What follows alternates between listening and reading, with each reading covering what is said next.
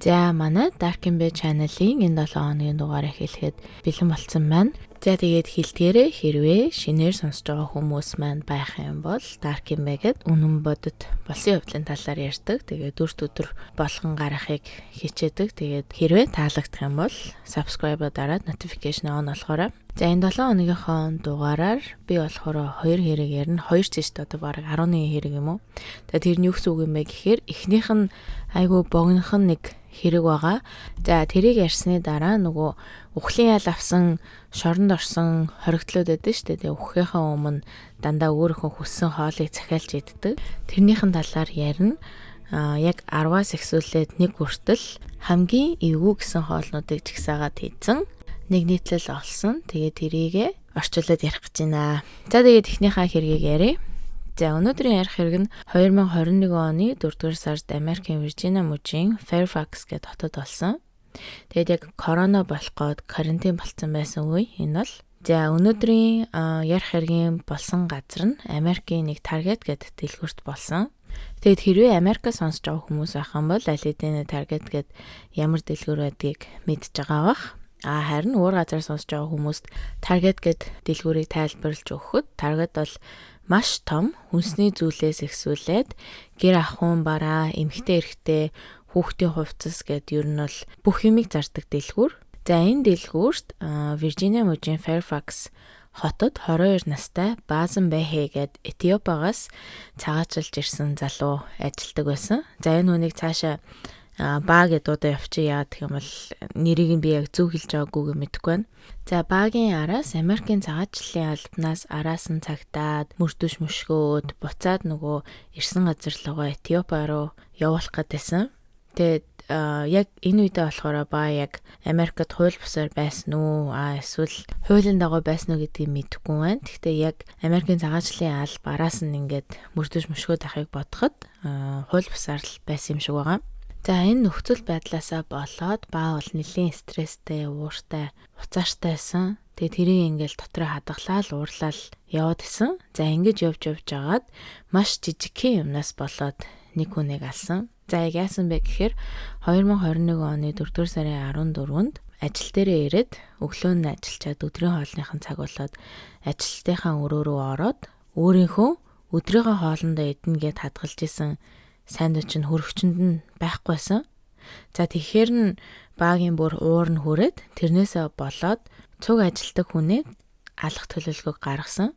За тэгээ хүн мэдээж ажиллаж ирээд өдрийн цайндаа өөрийнхөө бэлдсэн сандвичийг идэнэ гэд бодоод ажлынхаа өрөөнд ирсэн чинь хүн гулгаалцсан байх юм бол амар уур хүрэлт ойлгомжтой. Тэгтээ бүр хүн алтлаа бол уурлахгүй.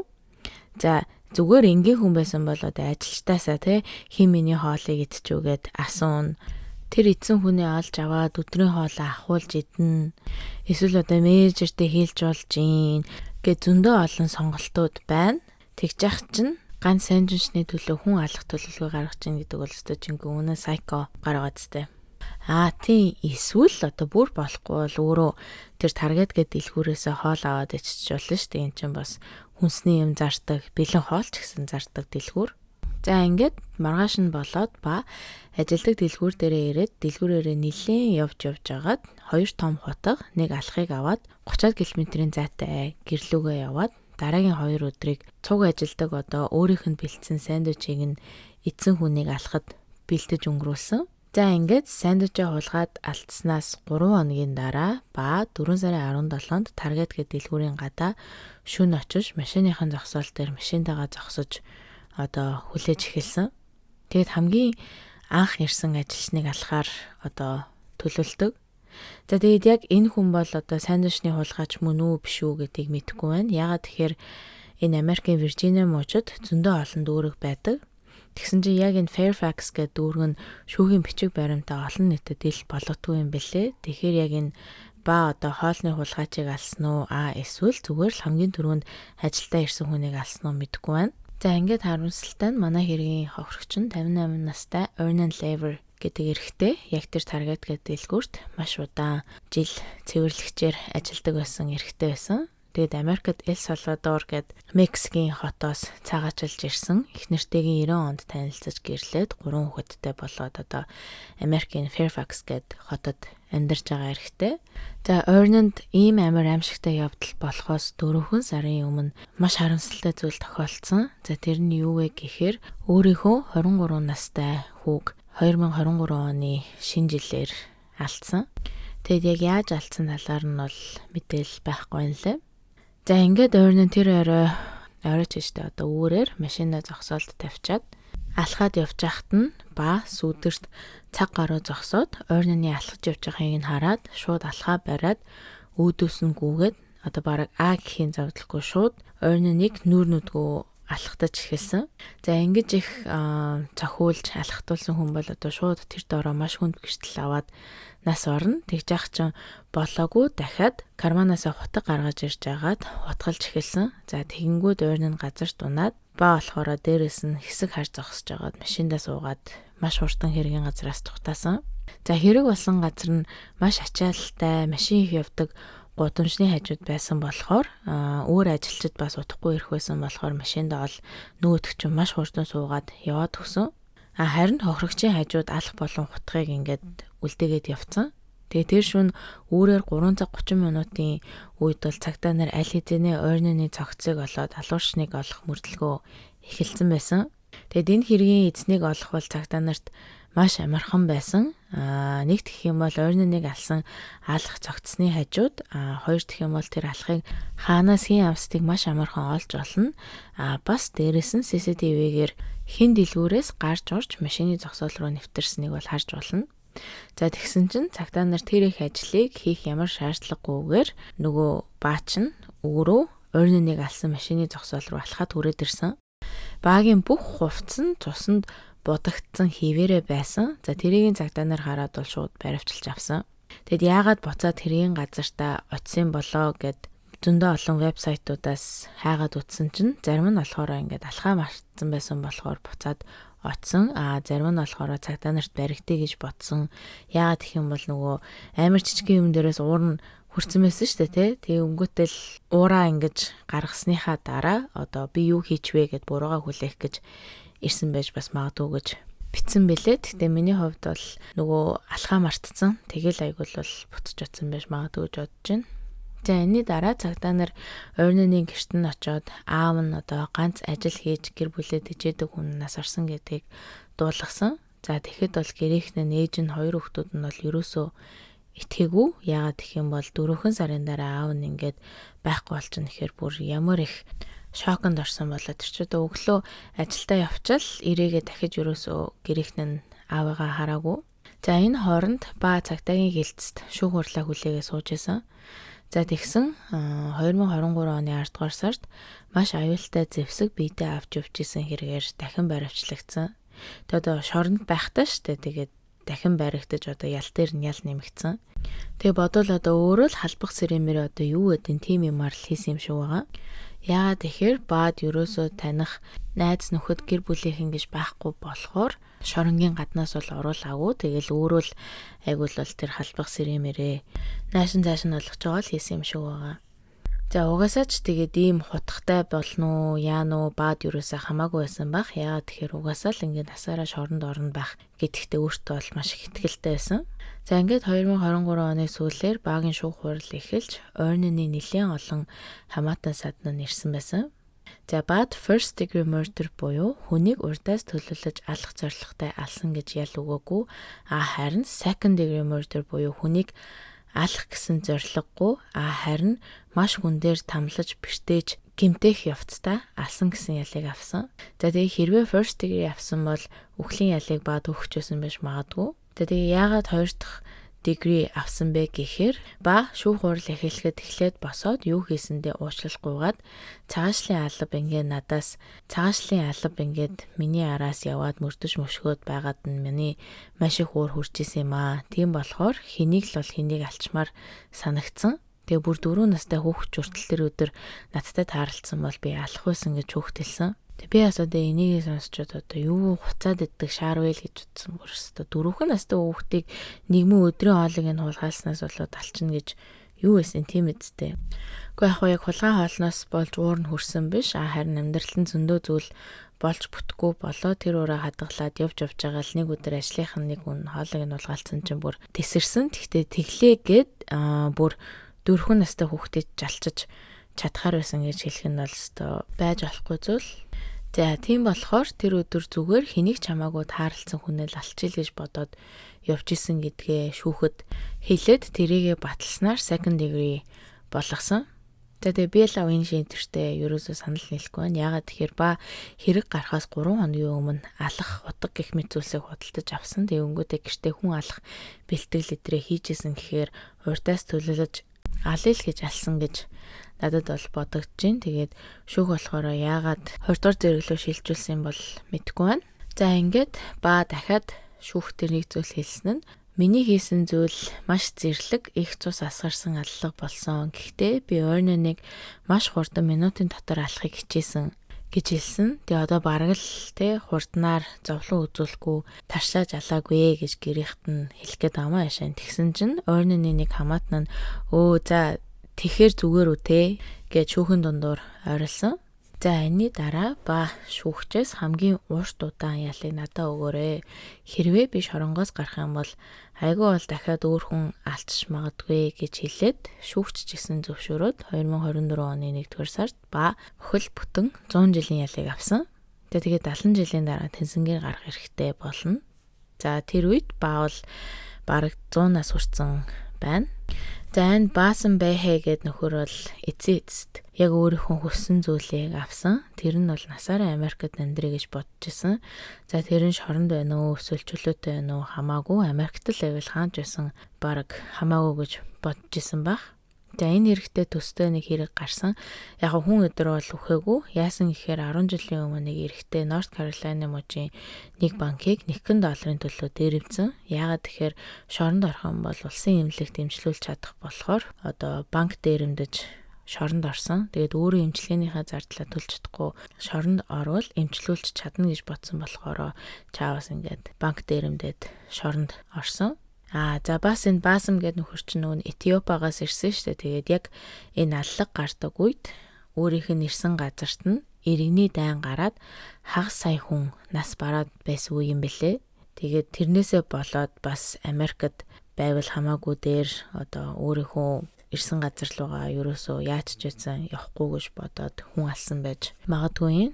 Тэгээ та нар бас юу гэж бодож ин хэлээрэ буцаж их орон руугаа явахгүйгээд хүн алсан уу эсвэл хоолыг нь тулгаалсан гэд үнэхээр ингээ уур нь хүрээд маш удаан хадгалж явсан уур нь яг тэр өдөр тесэрсэн үү яасан бас юу гэж бодож ин хэлээрэ. За одоо та нарт үхлийн ялыг авсан 10 шоронгийн хоригдлын талаар ярив. За Thomas J. Grasson 1995 оны 3 дугаар сарын 20-нд 2 хөгшин 80-тай 81-тэй 2 хөгшин хүнийг алсан хэрэгээр шоронд орж үхлийн ялыг авч нас орсон. За хөгшчүүдээс тэтгэврийн мөнгийг нь халаасны мөнгийг хулгайлж эцэст нь алсан. За цаазаараа явхаас өмнө Томас 12 ширхэг далайн хясаа, 12 ширхэг далайн дун, Burger King-ийн 2 давхар чизбургер, 6 ширхэг барбекю соустай гахаан хавраг, 2 гүзээлцгэнтэй шейк, тал хулууны торт, хэрцэн гүзээлцгэн, бөөнийхээ махтай лаазалсан одоо 0 хэлбэртэй спагетти гоймон, тэр нь байхгүй зүгээр спагетти гоймон өгцөн. За ийм хоолыг захиалж одоо идсэн. За сүүлийн хэлсэн үг нь болохоор лаазалсан бөөрийнхээ хэлбэртэй паста надад өгөөгүй. Энгийн урт нарийнхан гоймон надад өгсөн шүү гэж хэлсэн. За энэ дараа Just Ricky Ray Rector 1981 оны 3 дугаар сарын 21-нд Ricky хоёр найзтайгаа Tommy's Old Fashion гэдэг клуб руу орох гэсэн чинь Сесүрэтийн нэг найзаас нь $3 такс авах гэсэн. Тэгсэн чинь нөгөө найз нь төлөхгүйгээд дургуутсны улмаас Ricky буу гаргаж ирээд хоёр хүнийг шархтуулж Arthur Criswell гээд хүний толгойг онсноор харамсалтай нь Arthur нас орсон. За 3 хоног цагтаа төвөгчж агаад эцэст нь баригдаж нэг цагтаа тохиролцоо хийж нуугдж байгаа газараасаа гарч ирэх тохиролцоо хийсэн боловч Ricky тохиролцсон цагтаагаа буудаж алаад дараа нь өөрийнхөө толгойдоо буудаад амиа орлох гэсэн боловч бүтлгүүдэд оронд нь тархин нь бол маш хүндэр гэмтсэн. За Ricky-гийн өмгөөлөгч нь Ricky-г оюун ухааны хомсдолтой болсон гэж шүүгдсэн боловч амжилт олоогүй. Харин шүүгч үхлийн ялыг өгч 81 оны 3 дугаар сарын 21-нд бол Ricky нас орсон. За Ricky сүүлийн хоолндоо стейк, шарсан дахианы мах, Kool-Aid гээ дундаа самартай торт захиалж тортноос бусад бүх хоолоо идчихэд тортоо үхснийхаа дараа хурж иж иднэ гэж хэлсэн. Ricky үхлийн дараагаар нас орж харин өхөн хөлтөл нь Ricky-гийн тортонд бол хинч үрээгүй. Тэгэд эргэж ирсэн үгүй юу бол мэдэхгүй байна. За 8-д Philip Workman гэд эрэгтэй.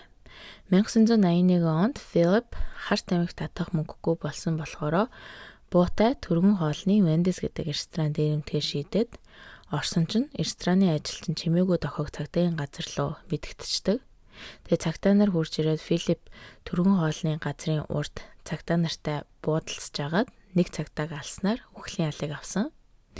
За нас орсон цагтааг яг Philip алсан уугүй юу гэдэг дээр бол зөндөө эргэлзээтэй хангалттай нотлох баримт байгаагүй ч гэсэн шүүх бол эрэгтэйд үхлийн ялыг өгсөн. За ингээд 26 жилийн дараа буюу 2007 онд Philip-ийг цаазаар авах өдөр ирж Philip сүүлийнхэн хоолныхоо оронд амьдарчсэн хотынхоо орон гэргүй хүмүүст пицца тарааж өгөөч гэж хэлсэн боловч одоо шорон нь зөвшөөрөөгүй. За тэгсэн чинь тэрийг нь хотын иргэд мэдээд бүгдээрээ мөнгө нийлүүлж агаад орон гэргүй хүмүүст бол пицца авч өгсөн. Тэгээ Philip шоронд нэлээд удаа хорогдож Есүс Христэд итгэж эхлээд хамгийн сүүлийнхаа мөчийг одоо сайн үйл хийж өнгөрөөё гэж хүссэн нь бол одоо тэр байсан. За 7-дугаарт John Spanking 1972 онд Калифорниагийн шоронгоос цухтааж дараа нь машин хулгайлаад явж байхдаа замын хажуугаар явж исэн нэг Joseph Mankiewicz гэх эрэгтэйг машиндаа суулгаад энэ хоёрын одоо ингээл санаа нийлэл энэ хоёр цухтаа төргөө олны газар эмийн сан гэх мэт жижиг газруудыг дээрэмдээ гэж шийдээд дээрэмдснийхээ дараа хэн нь юу авах хэдэн төгрөгийн мөнгө авах дээрээ санал нийлж чадаагүйсээ болоод одоо John шоронгоос оргосон нөхөр чинь Joseph-ийн толгоороо буудаад дараа нь сүхээр дахин Joseph-ыг цавчиж юм уу одоо ишээр нь зодож зогсож агаад үхснийхэн дараа бүх мөнгө аваад цухтаагаад явсан. За энэс хойш 7 хоногийн дараа цагтад бол баригдсан. Шүүх хурал болоод Joseph-ийн үхэл буруутай гэхэд бол John өөрийгөө би буруугүй, өөрийнхөө биеийг хамгаалж байсан. Joseph надаас мөнгө булгаалж бас дээрээс нь намайг хүчинсэн болохоор би өөрийнхөө биеийг хамгаалаад Joseph-ыг буудаж алсан юм а гэж хэлсэн. За тэгээд хэрвээ John цагтаа шүүхтэй тохиролцоод би Joseph-ийн үхэлд буруутай гэд хэлсэн байсан бол насаараа шоронд орох ялыг авах байсан ч буруугүй гэж хэлээд шүүгдснээр шүүгч бол үхлийн ялыг John өгсөн. За шоронд хэдэн жил суусныхаа дараа буюу 1979 онд John-ыг цаазаар авах ял ирж сүүлийнхээ хоолндоо John нэг шил виски захиалаад цааслуулахаас өмнө шоронгийн харгалзагчтай нийлж хувааж уучаад яг цаазлуулж байхад нь FM-ийн нэг Dog гэдэг нэртэй DJ гахаа мах хайруулын дагван дээр шарж байгаа юм шиг чимээг John-д зориулж тоглуулж өгсөн. За 6-ад Desmond Keith Carter. За Carter нь арх тамхи хар тамхиг нийлүүлж хэрэгэлсэн байхдаа хурш болох 71 настай Helen Burty гэх эмэгтэйг алсан. Хэрэг гарахаас 3 хоногийн өмнө одоо Carter-ийн эмээ нь арх тамхинаас албатан гарах эмчилгээнд хүүгээ явуулах гэж хүссэн боловч даатгалан эмчилгээнийхэн зардлыг төлөхгүй гэж хэлснээр бол эмнэлэгт ерөөсөө хэвтэж чадаагүй.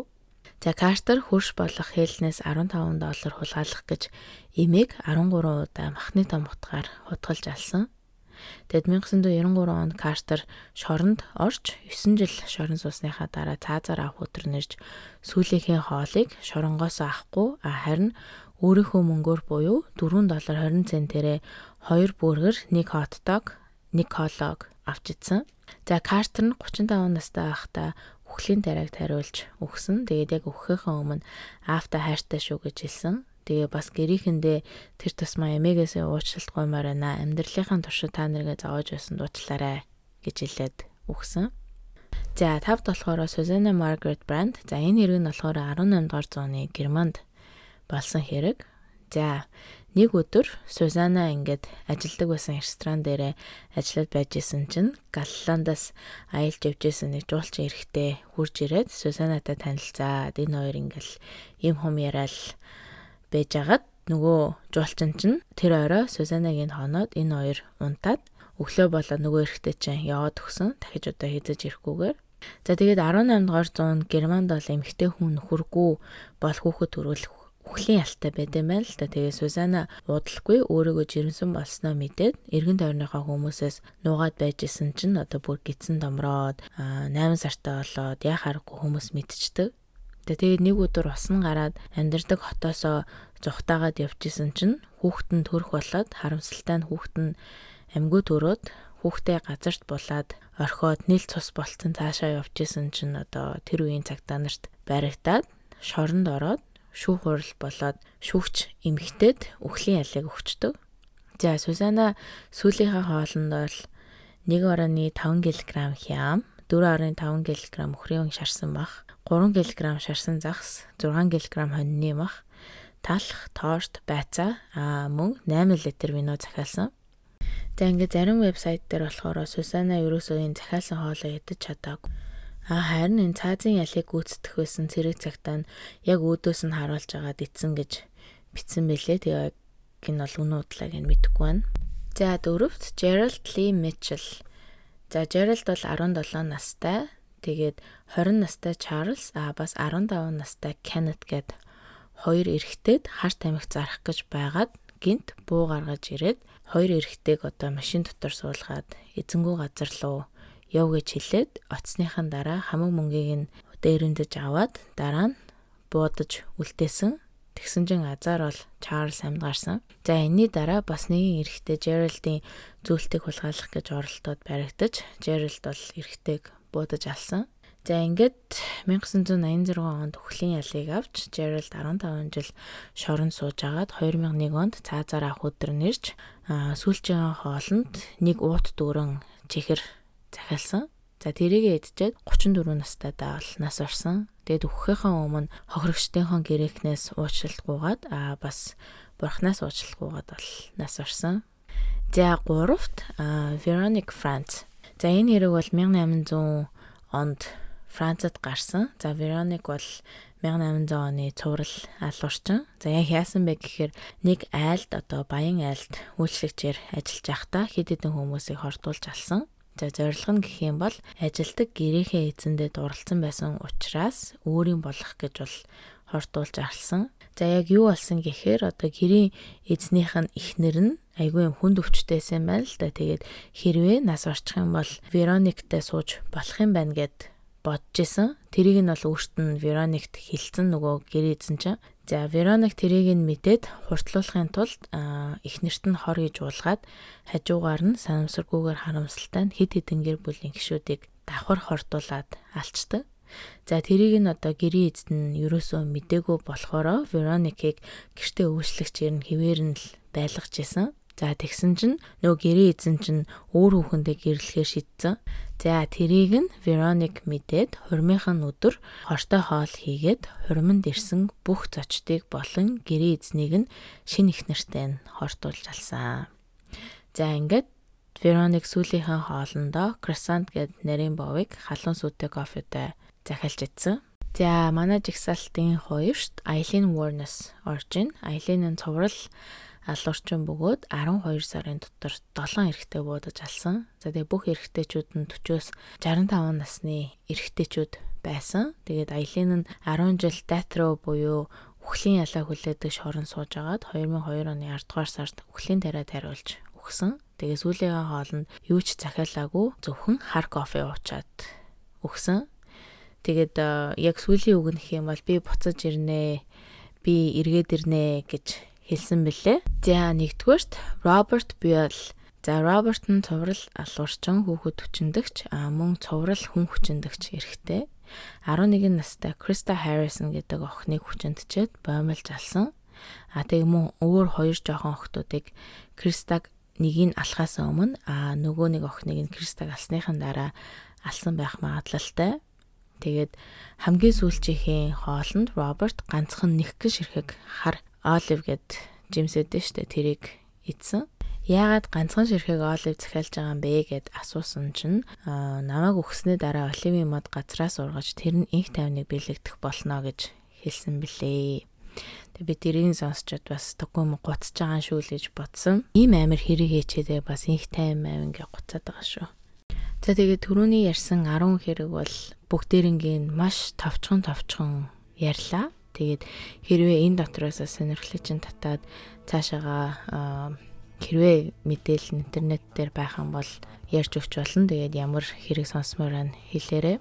За тэгээд сая хамгийн эвгүй сүүлчийн хоолны хүсэлтийн 10 жагсаалт байлаа. Тэгээд хийсэн хэрэгээр нь биш захиалсан хоолоор нь чагсаасан байгаа шүү. За тэгээд энэ түргээд дугаараа дуусгая. Та нараас юу гэж бодож байна? Хэлээрэй, бичээрэй. Ямар хэрэг бас сонсмоор байгаагаа хэлээрэй. За тэгээд энэ 7 хоногийн дугаарыг энэ дүрээ дуусгая. Баяртай.